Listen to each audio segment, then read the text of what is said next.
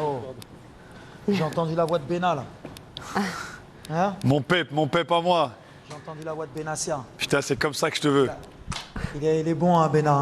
Hein? C'est moi qui est bon. C'est moi qui est Il donne bon. les ondes positives, le Bena. Hein? Il vient le matin, on boit le café, après on gagne. Hein? Ah.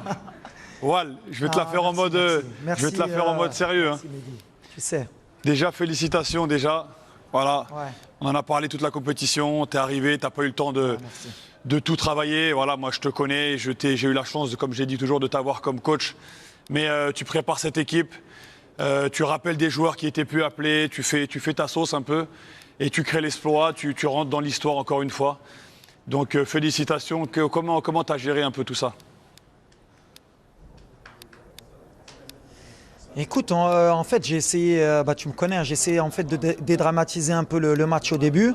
Ça a marché puisque la première mi-temps, je pense que c'est une de nos meilleures premières mi-temps sur le plan du jeu.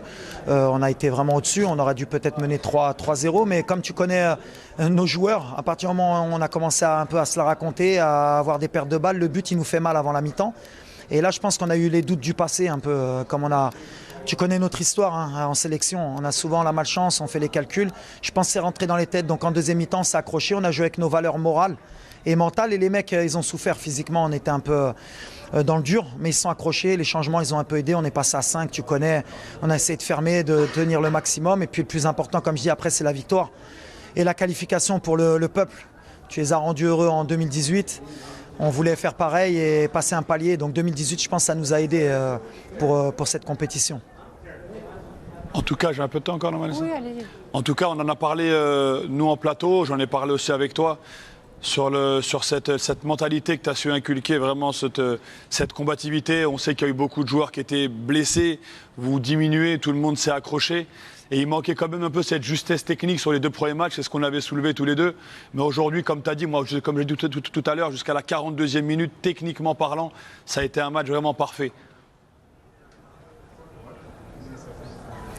Ouais, exactement. Asdin, il a élevé son niveau de jeu. Ounahi nous a apporté sa touche technique. Sabiri aussi. Ça a donné un peu plus de fraîcheur parce que Selim, il avait beaucoup joué.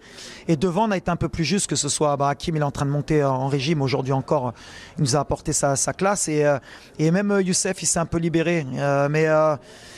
Écoute, tu connais Mehdi, quand je suis venu ici, tu savais, on en a beaucoup parlé. L'idée, c'était de passer un cap, de changer un peu la mentalité au Maroc, un peu juste de participer.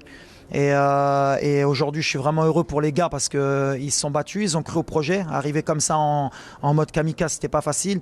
J'ai beaucoup voyagé et t'en es témoin. On a passé beaucoup de messages et ce qui est important pour nous tous en tant que Marocains, c'est on sait qu'ils vont tous fêter ça, on va rendre des gens heureux. Mais on n'a rien fait. Si on veut encore passer un cap, il faut vite qu'on récupère et se préparer pour encore en plus rentrer dans l'histoire.